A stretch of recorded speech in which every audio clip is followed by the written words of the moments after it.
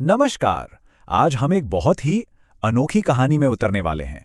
एक ऐसी कहानी जो शुरू तो हुई लेकिन शायद कभी पूरी ही नहीं हो पाई। ये कहानी है भगवान विष्णु के उस अवतार की जो कभी जन्मा ही नहीं। जी हाँ, हम बात कर रहे हैं बोधावतार की। तो चलिए इस रहस्य को समझने की कोशिश करते हैं और शुरुआत एक सीधे से सवाल से करते हैं। सोचिए जरा, क्या ऐसा हो सकता है कि कोई अवतार इतना ज्यादा शक्तिशाली हो, इतना मौलिक हो कि ये पूरा ब्रह्मांड, ये सृष्टि खुद उसके जन्म को रोक दे। ये कहानी विष्णु के उसी अवतार की है जो बाकी सबसे बिल्कुल अलग है। आप कह सकते हैं कि ये एक अधूरी लीला की पूरी कहानी है। देखिए, हम सब विष्णु के अवतारों के एक पैटर्न को तो जानते ही हैं, है ना? मत्स्य, कूर्म, वराह, नरसिंह, राम, कृष्ण, ये सब हमें पता है। जब जब धर्म पर संकट आया, विष्णु ने संतुलन वापस लाने के लिए अवतार लिया। हर एक अवतार का अपना एक मकसद था, एक लीला थी जो पूरी हुई। लेकिन इन्हीं सब पूरी हो चुकी कहानियों के बीच एक कहानी है जो हमेशा अधूरी रह गई। एक ऐसा अवतार जिसकी घोषणा तो कर दी गई, पर वो कभी अपने पूरे रूप में सामने नहीं आया। तो सवाल उठता है कि आखिर ऐसी क्या जरूरत पड़ गई थी इस अवतार की। इस बार की जो समस्या थी ना, वो किसी असुर या राक्षस की नहीं थी। नहीं नहीं, समस्या बहुत ज्यादा गहरी थी। ये समस्या थी चेतना की खत्म होने की, उसके क्षय की। ये बात है सतयुग के अंत के समय की। और उस युग में सोचिए, कोई रावण नहीं था, कोई हिरण्यकशिपु भी नहीं था। मतलब कोई बाहर का दुश्मन था ही नहीं जिससे लड़ाई लड़ी जा सके।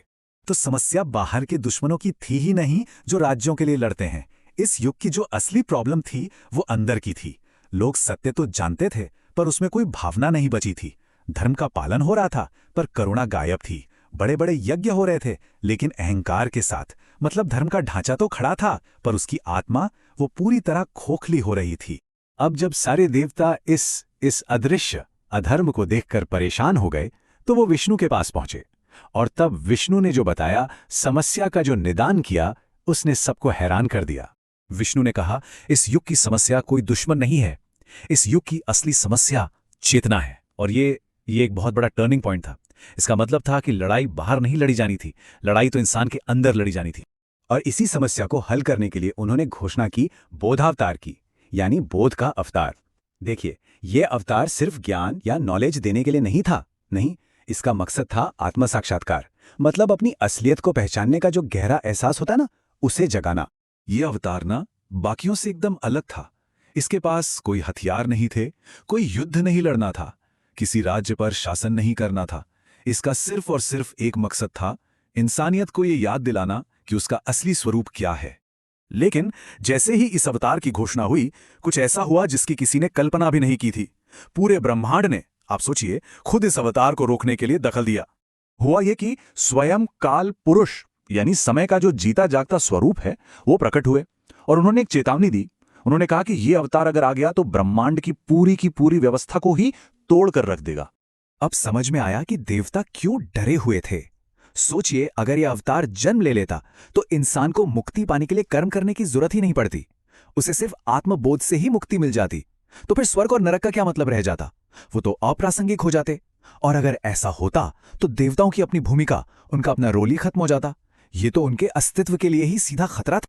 तो फिर क्या हुआ? एक तरह का कॉस्मिक कॉम्प्रोमाइज हुआ, एक ब्रह्मांडीय समझौता। एक ऐसा हल निकला जिसने उस तबाही को तो रोक दिया, लेकिन अपनी एक गहरी छाप, एक विरासत हमेशा के लिए छोड़ दी। सबने मिलकर यह फैसला किया कि बोधावतार पूरा जन्म नहीं लेगा।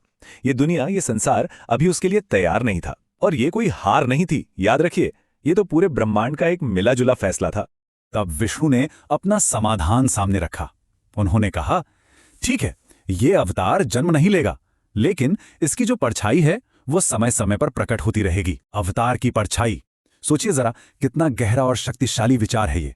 और ऐसा कहते हैं कि ये वही परछाई थी जिसने बुद्ध जैसे महापुरुषों को और उपनिषदों के ऋषियों को छुआ था। दरअसल ये विचार उन लोगों में जागता है जो सिर्फ किताबी ज्ञान से आगे बढ़कर असली बोध की तलाश करते हैं।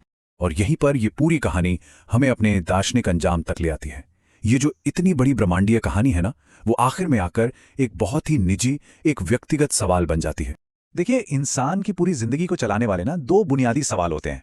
पहला सवाल है, मुझे क्या मिलेगा? ये सवाल हमें कर्म, इच्छा और इस दुनिया से बांध कर रखता है। और फिर आता है दूसरा सवाल, मैं कौन हूं? और बस यही वो सवाल है जो बोधावतार को एक्टिवेट करता है। ये अवतार किसी मंदिर में या किसी मूर्ति में नहीं मिलेगा। ये कोई बाहर का देवता नहीं है जिसकी हम पूजा करें। नहीं, ये तो तब प्रकट होता है जब हमारे अंदर का वो बुनियादी सवाल बदल जाता है।